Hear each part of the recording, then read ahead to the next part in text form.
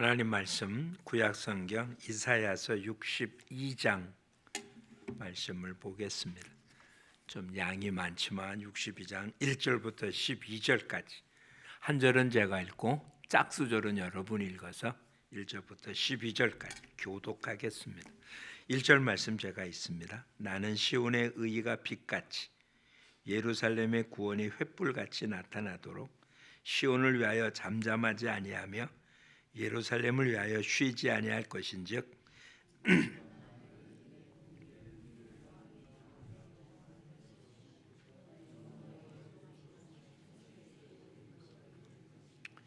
너는 또 여호와의 손이 아름다운 관 내 하나님의 손의 왕관이 될 것이라.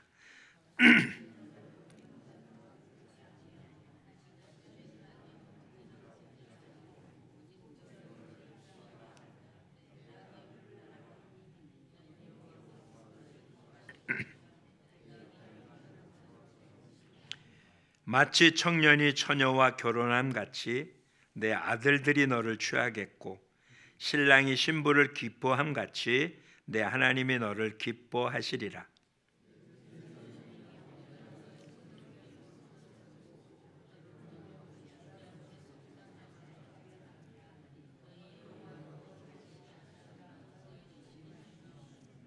또 여호와께서 예루살렘을 세워 세상에서 찬송을 받게 하시기까지 그로 쉬지 못하시게 하라.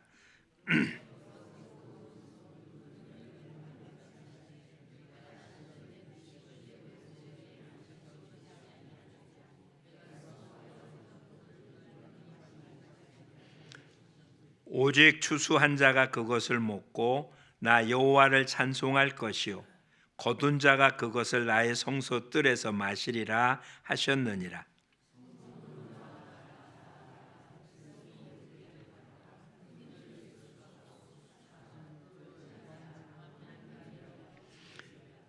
여호와께서 땅 끝까지 선포하시되 너희는 딸 시온에게 이르되 보라 내 구원이 이르렀느니라. 보라 상급이 그에게 있고 보응이 그 앞에 있느니라 하셨느니라.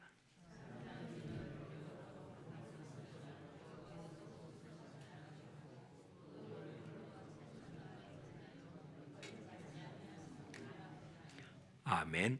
성탄의 절기이기도 합니다. 이번 주는 성탄절이 꼭 한 주간의 절반 수요일 있기 때문에 그러지 않으면 대부분 성탄절 예배로 드릴 텐데 25일이 수요일이라서 그날 오전에 수요 감사 예배, 성탄 감사 예배를 드릴 예정입니다.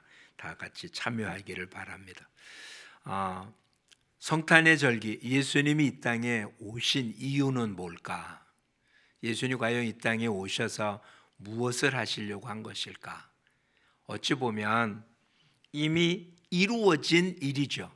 예수님이 오셨고 그 일을 이루셨으니까.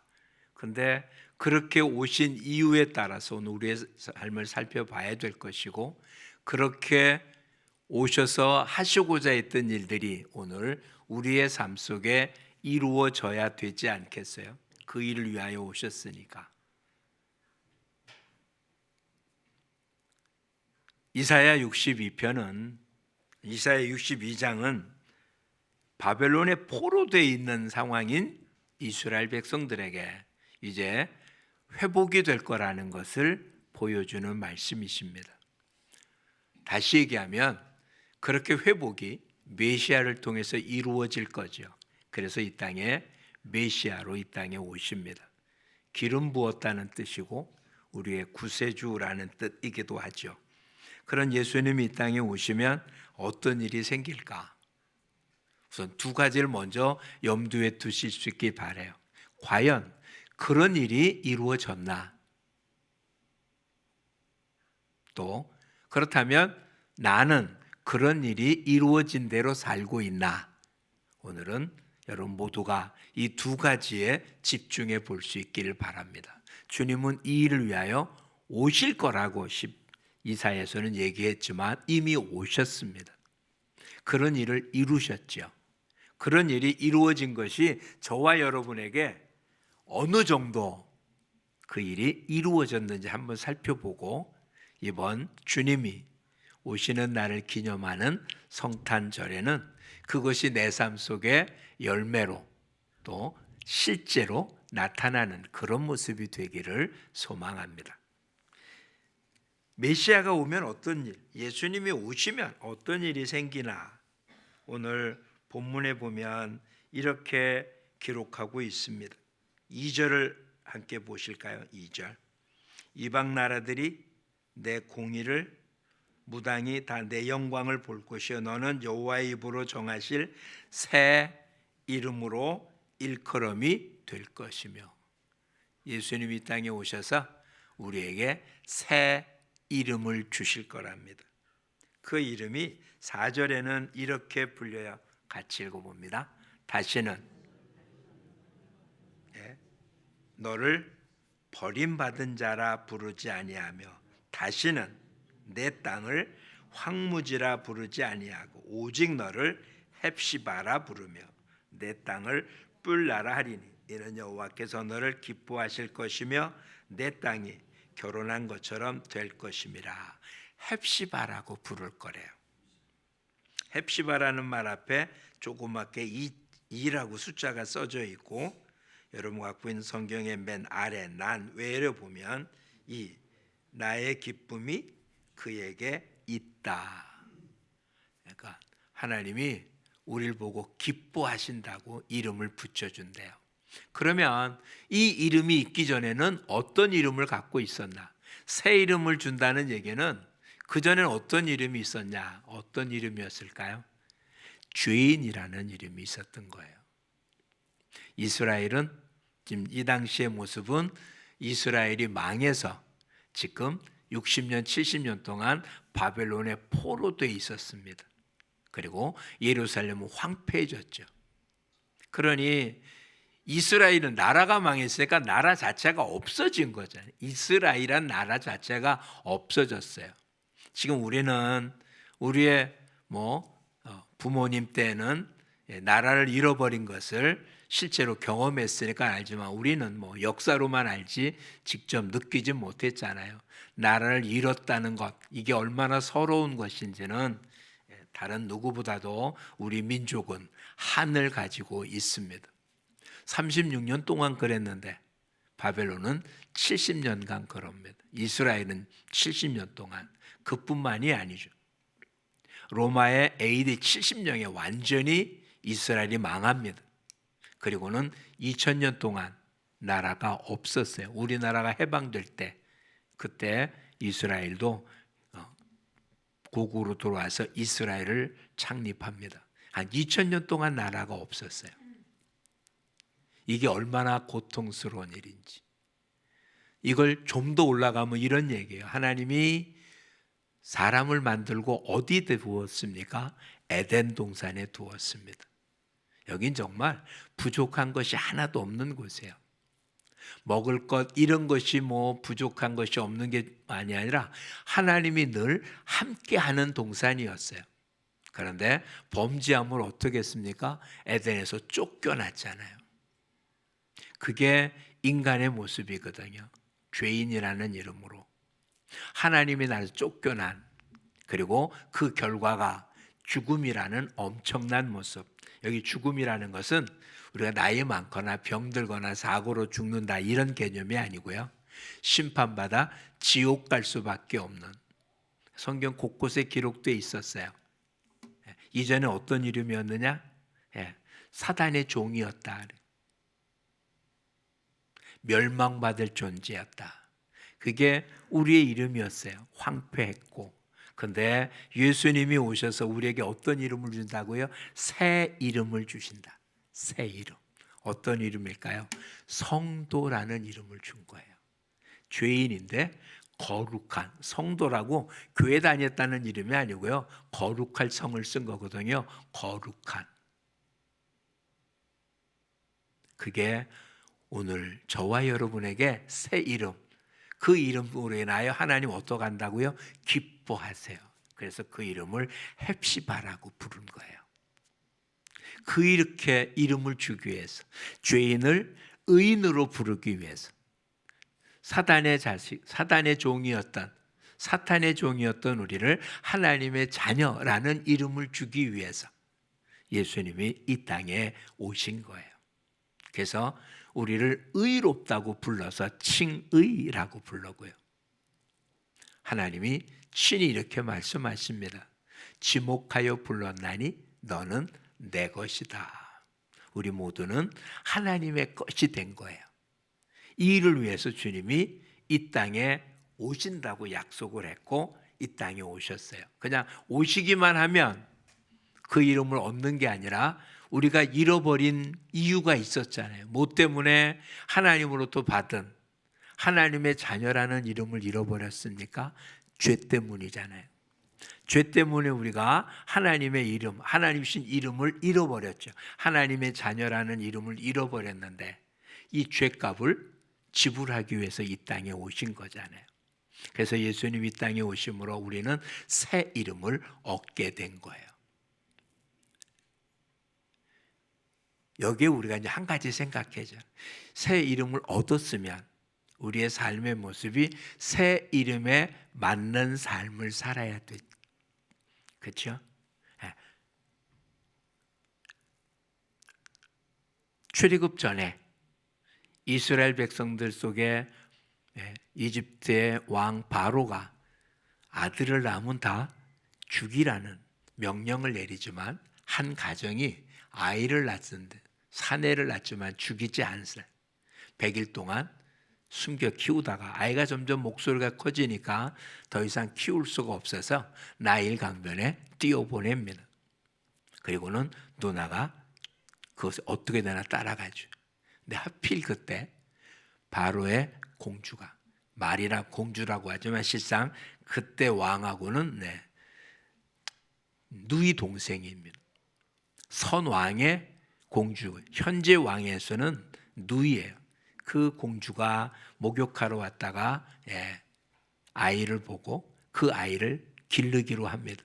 그리고는 이름을 붙여줘요. 모세라고. 이 모세라고 하는 이름에 이집트 방언으로 따져도 물에서 건졌다는 뜻이고요. 히브리어로 얘기해도 물에서 건졌다는 뜻이에요. 건져냈다. 이름을 그렇게 붙였거든요. 근데 모세가 한 일이 뭡니까? 이스라엘 백성들을 애굽에서 건져낸 거잖아요. 이름은 그냥 붙인 게 아니에요. 그 이름값을 하라고 붙여준 거죠. 저와 여러분에게는 예수님 오셔서 새 이름을 붙여주려고 우리에게 오신 거예요. 그래서 그 이름을 붙여줬어요. 뭐라고요? 의인이라고, 하나님의 자녀라고, 성도라고. 그래서 주님이 우리에게 똑같은 걸 요구하는 거죠. 내가 거룩하니 너희도 거룩하라. 거룩해지려고 애쓰는 게 아니에요. 그래야 하나님의 자녀가 되는 게 아니에요. 우리가 무엇을 어떻게 해서가 아니라 예수님이 오셔서 우리에게 새 이름을 주셨거든요. 거룩한 자라고, 의인이라고, 하나님의 자녀라고 이름을 주셨으니 이제 우리의 삶은 그 이름에 걸맞는 삶을 살아가는 것, 그게 오늘 우리들의 모습이잖아요. 그렇다면 오늘 이 시간 저와 여러분 한번 생각해 보십시오.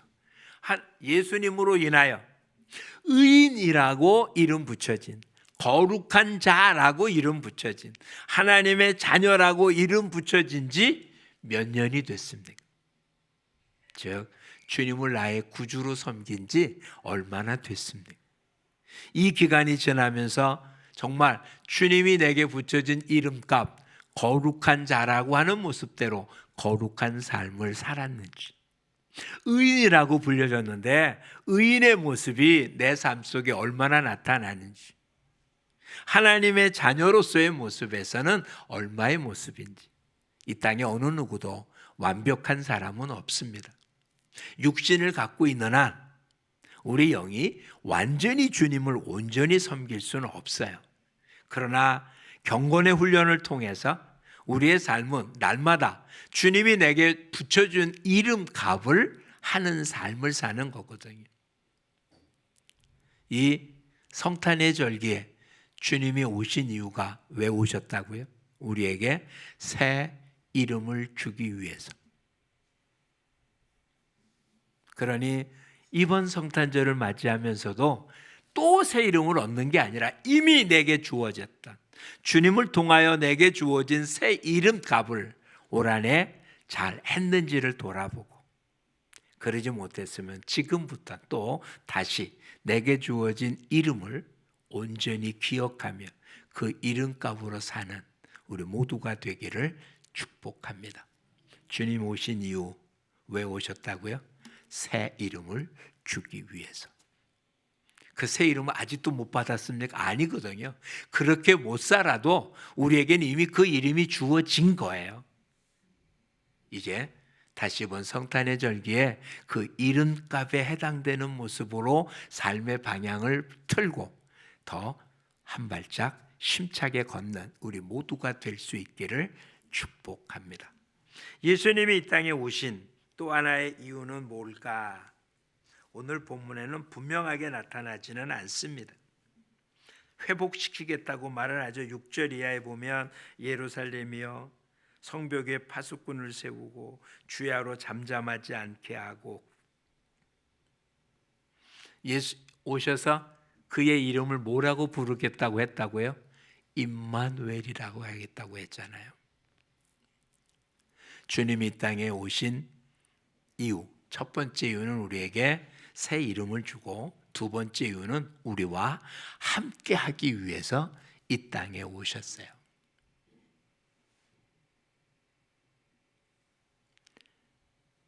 필요할 때 잠깐 도움을 주고 떠나는 그런 모습이 아니고요. 1년에 며칠 동안 머무르는 그런 모습이 아니고요. 그냥 주님이 마지막 표현한 것처럼 하늘과 땅의 모든 권세를 가지신 주께서 세상 끝날까지 뭐 하려고? 함께 하려고 이 땅에 오신 거예요. 자, 우리는 예수님 이 땅에 오셨어요. 육신으로 오셨던 예수님은 한 33년 동안 사역을 마친 뒤에 이 땅을 떠나셨습니다. 그가 사역한 게 몇 살에? 30살에 사역을 했어요. 왜 예수님은 30살에 사역을 했을까요? 낳기는 30년 전에 낳았는데 실제로 일한 것은 30살이 돼서 일했잖아요. 왜냐하면 제사장이 일하는 나이가 30이에요. 그러니까 제사장으로 이 땅에 일하기 위하여 예수님은 30살에 일하기 시작을 하셨어요. 그런 예수님이 육신을 입고 이 땅에 계셨다가 죽으시고 부활한 다음에 승천하십니다. 그리고는 또 다른 보혜사인 성령님을 보내주시잖아요. 그리고는 그 성령이 뭐 한다고요? 우리를 영원히 떠나지 않을 거래요. 그래서 성령님은 오늘 저와 여러분 안에 내주하고 계십니다. 주님이 이 땅에 오심으로 저와 여러분에게 주어진 놀라운 사실은 이제 저와 여러분 안에 성령님이 내주하셔서 임마누엘 하는 거예요. 나와 함께 하십니다. 자, 근데 문제는 여기까지는 아무런 문제가 없어요. 왜? 예수님이 오셔서 뭐 하려고 오셨다고요? 우리와 함께 하려고. 예수님은 자신이 하려는 얘기를 다 하셨어요. 육신을 가지신 예수님은 이 땅에 더 이상 안 계시니까 본인과 같은 또 다른 보혜사인 성령님을 보내주셔서 우리 안에 내주하게 하셨어요. 문제는 주님은 나와 함께 하는데 저와 여러분은 주님과 함께 하냐는 거예요. 주님이 저와 여러분을 떠난 적은 없어요. 비록 우리가 실수하고, 아니 능동적으로 잘못을 저지른다 할지라도 성령님 저와 여러분 안에서 떠나지 않으세요. 근데 우리가 주님 성령님과 함께 하고자 하지 아니하면 성령님은 내 안에 있긴 하지만 나와 함께 일하지는 않으세요. 그냥 함께 있는 거예요.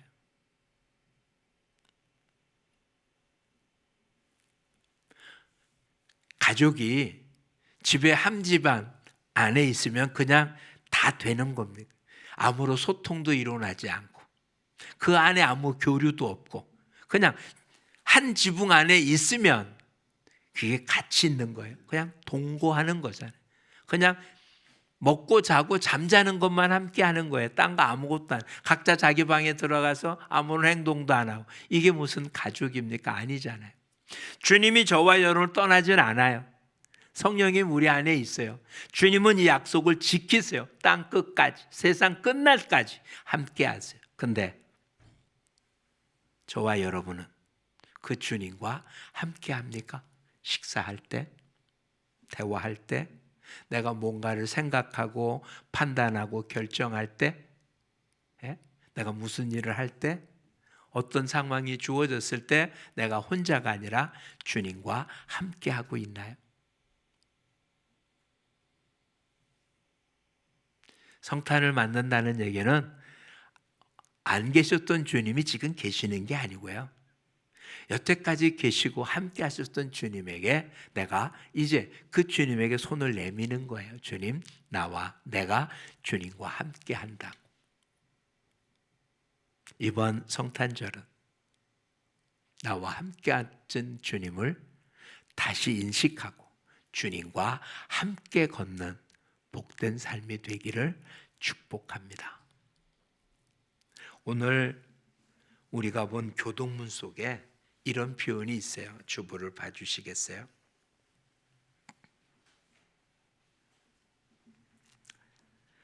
여러분이 읽었던 파란색으로 되어 있는 부분 세 번째 같이 읽어볼까요? 여호와는 내 편이시라.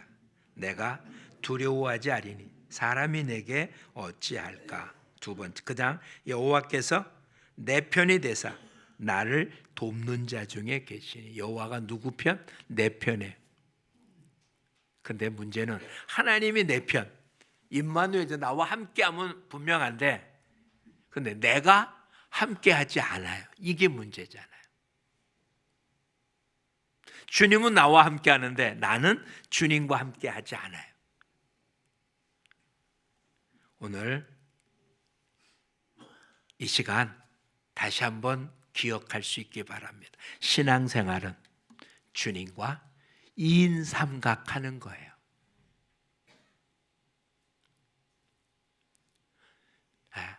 그냥 운동회 때 아니면 뭐 게임할 때 많이 해봤죠. 두 사람이 발을 하나 묶어서 사람은 둘인데 발은 세 개로 움직입니다.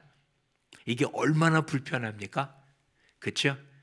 그렇죠? 혼자 걸으면 아무것도 아닌데 따로따로 걸어도 괜찮은데 오히려 업고 가면 편한데 두 사람이 발을 묶어 놓고 나면 한 사람은 오른발, 한 사람은 왼발입니다. 서로 마음이 맞지 않으면 훨씬 더 어렵잖아요.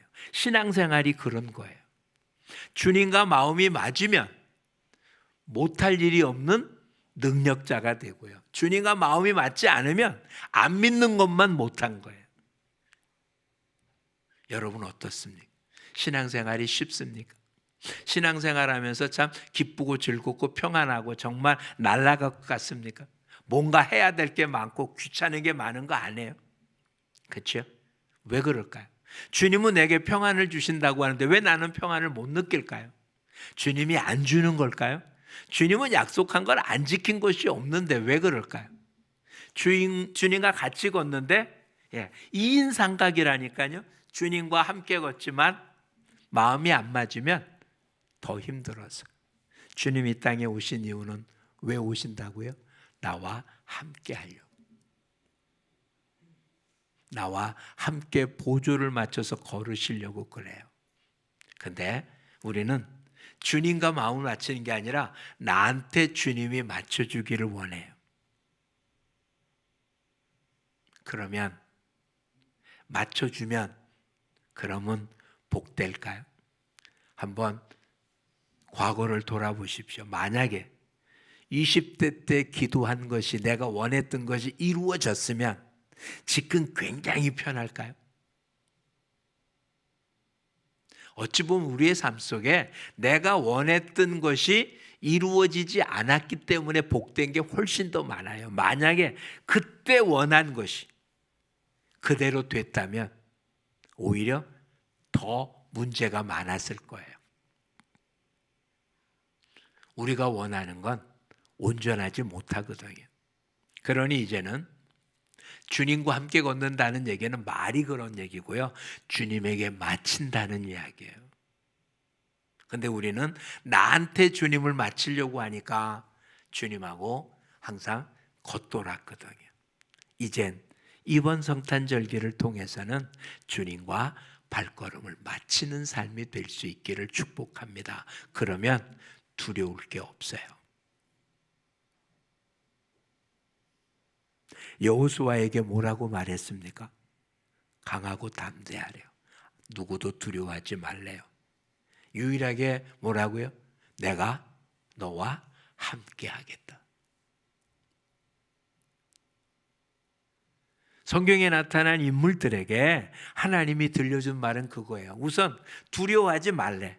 근데 두려워하지 말아야 될 이유가 있어야 되잖아요. 뭐 힘이 있거나 가진 게 많거나 적보다 내가 더 크면 내가 두려워할 필요가 없잖아요. 근데 그런 건 안 줘요. 그런데 두려워하지 말래. 이유는 단순해요. 내가 너와 함께 한다. 그러니 두려워하지 말라.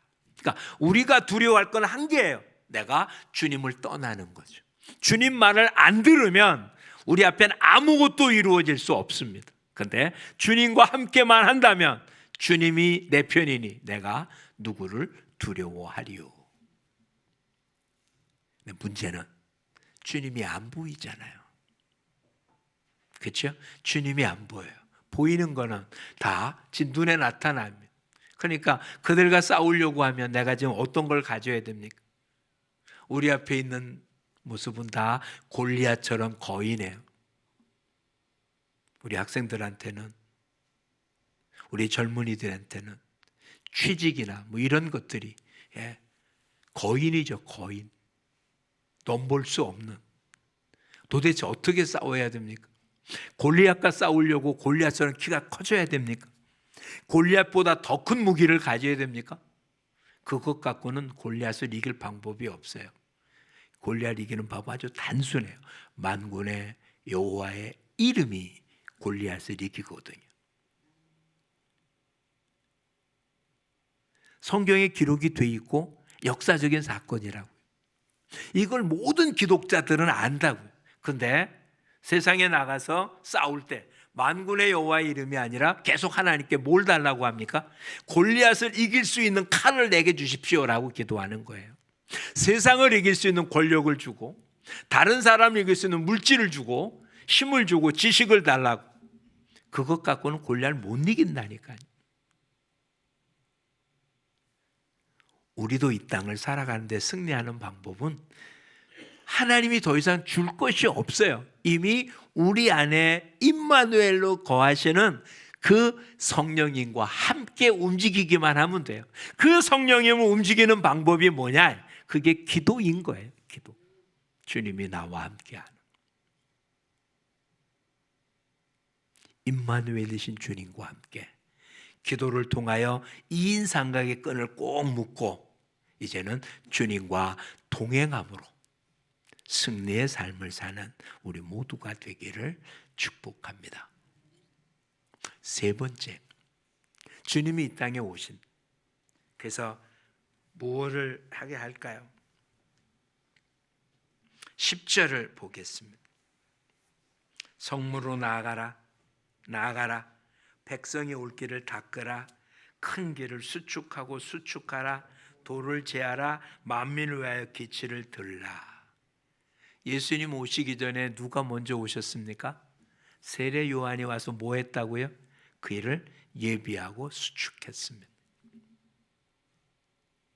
예수님 오셔서 우리에게 또다시 오실, 재림으로 오실 예수님을 위하여 길을 준비하고 예비하라는 사명을 주려고 예수님 이 땅에 오신 거예요. 내가 너희를 사랑한 것 같이 너희도 서로 사랑하라. 예수님이 제자들의 발을 닦인 뒤에 뭐라고요? 내가 한 것처럼 너희도 이렇게 하라. 주님이 하신 것을 우리 보고 어떻게 하라고요? 그렇게 하라고요. 즉 우리가 누리고 있는 것은 내가 누리고 있는 것으로 끝나는 게 아니라 누리고 있는 걸 다른 사람한테 펼쳐 보이고 전해주고 그것을 나누어야 되는 것. 그게 우리한테 주어진 사명인 거예요. 그래서 땅끝까지를 증인이 되라고 그랬고, 모든 선한 싸움을 싸우고, 지난해는 제자 삼으라고 하는 이 모든 것들이 예수님이 이 땅에 오셔서 하시고자 하는 일들이었기 때문에 그 일을 이제 저와 여러분 보고 그 일을 감당하라고 하는 거예요. 주님이 이 땅에 오셨어요. 처음 말씀드릴 때 이제 오셔서 주님이 하시려고 하는 일이 세 가지. 뭐였습니까? 이름을 바꿔주려고, 함께 하시려고, 뭔가 사명을 주려고. 아직 안 오신 게 아니에요. 이런 일을 주려고 주님이 오실 거가 아니라 이런 일을 하시려고 말씀하셨고 이 땅에 오셨어요. 그 주님이 저와 여러분과 함께해요. 그러니 이제 우리는 이 일을 실행하고 그것을 실천에 옮기는 일만 남은 거잖아요. 우리는 그런 거 잘 못하는데 한번 분석해 보는 거죠. 하나님이 원하시는 게 100이라고 생각해 보겠습니다. 이름을 바꿔줬고 함께하고 사명을 주셨습니다. 바뀌어진 이름값에 나는 지금 몇 점이나 되나? 함께 하시는 주님이라는 개념에 나는 주님과 함께하는 게 100점 만점에 몇 점쯤 되나? 주님이 내게 주어진 이 땅에 오신 이유가 우리로 하여금 주님이 하신 일을 하라고 주어진 일인데 그 일을 내가 지금 몇 점쯤이나 몇 프로나 감당했는지. 여기 한 가지 더. 이것이 지금 상승 곡선을 그리고 있는지 하향 곡선을 그리고 있는지. 오히려 시간이 지날수록 상승 곡선을 긋는 게 아니라 점점 하향되어지는 건 아닐까요? 나이를 들어서 나는 못하겠고 힘이 들고 이젠 뭐 해서 이름은 주었지만 함께 하긴 하지만 나는 할 수 없어서 점점 내려가지 않나요? 성경은 우리 나이하고는 아무런 상관없이 말합니다. 소년이라도 청년이라도 피곤하고 곤비하지만 여호와를 앙망하는 자 어떻게 한다고요? 독수리 날개치며 올라가듯 새 힘을 얻는데요. 육신은 점점 쇠퇴해질 수 있지만 주님과 함께하는 자는 쇠퇴하지 않아요. 오히려 계속 상승 곡선을 그릴 거라고요. 올 성탄절은 우리 삶 속에 이 하향 곡선을 상승 곡선으로 바꾸는 복된 계절이 되기를 축복합니다. 당장 어떤 열매가 맺혀지고 이런 건 아니지만 가면 갈수록 상승 곡선이 그려지면 전진할 것이고 그러지 않으면 가면 갈수록 하향할 거잖아요. 방향만 조금만 바꾸는. 여러 번 말씀을 드렸습니다.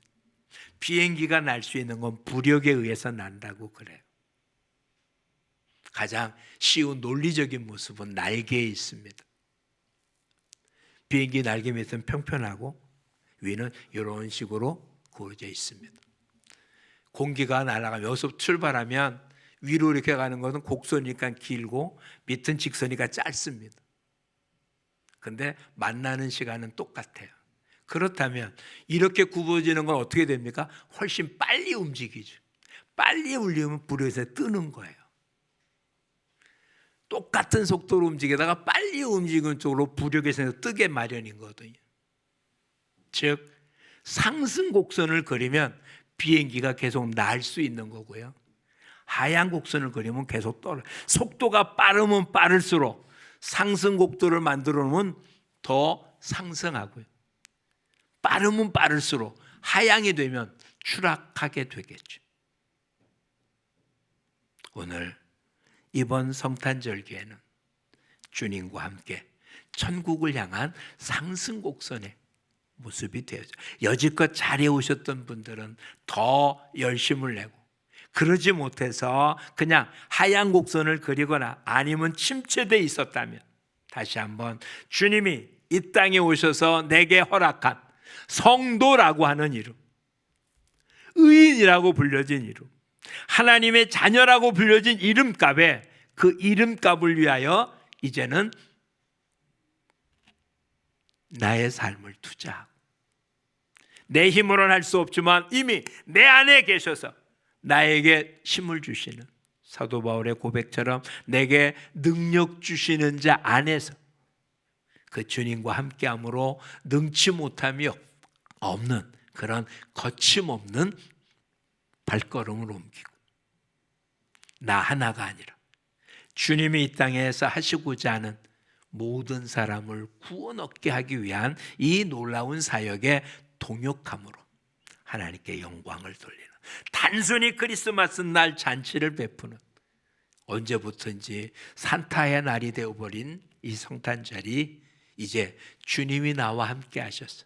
내 이름을 바꿔주셨고 나와 함께 하시고 내게 사명을 주셨다는 사실을 깨닫고 주님을 향하여 전진해 나가는 그런 복된 삶이 되기를 축복합니다. 솔직히 12월 25일이 예수님 나신 날은 아니잖아요. 오늘 주보에 보면 러시아는 성탄절이 1월에 있습니다. 이거는 뭐 옛날 우리의 선배들이 언제라고 성탄절을 정한 건데 가장 편한 모습이었습니다. 어제가 우리 24절기 가운데 어떤 날입니까? 동지였잖아요.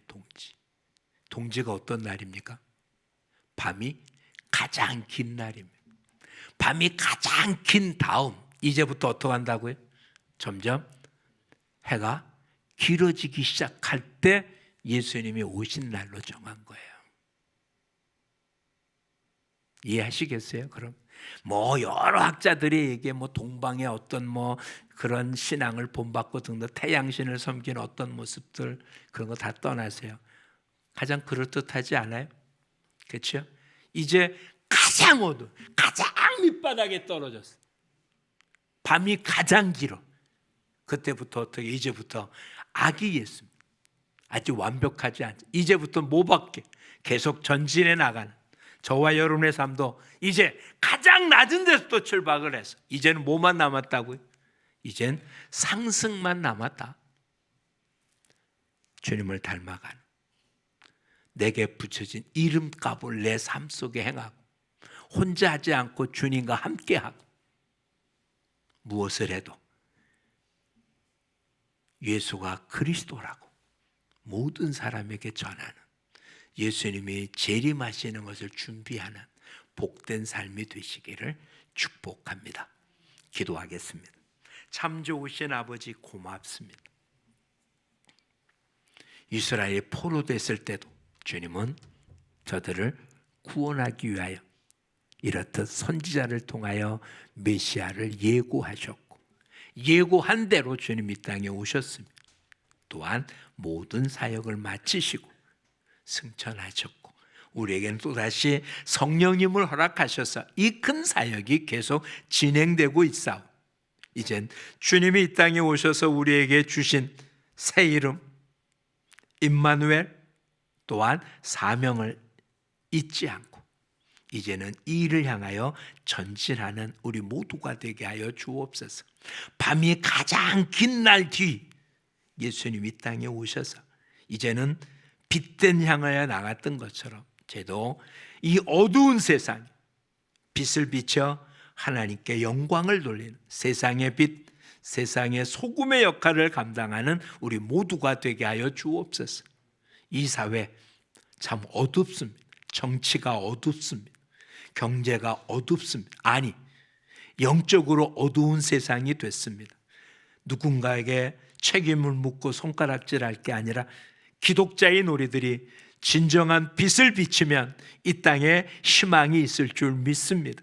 저희를 통하여 이 땅에 주님께서 새로운 나라를 건설하기를 원합니다. 정치적이거나 경제적이 아닌 복음의 새 나라를 이 땅에 세워주시옵시고 이 일을 감당하는 우리 모두가 되도록 우리 안에 다시금 신앙의 샘솟듯 솟는 열정을 심어 주시옵소서. 이번 성탄의 절기에 주님을 통하여 우리에게 준 새 이름의 임마누엘의 새로운 사명을 깨닫는 복된 기간이 되도록 은혜 허락하여 주시옵소서. 예수님 이름으로 기도합니다. 아멘.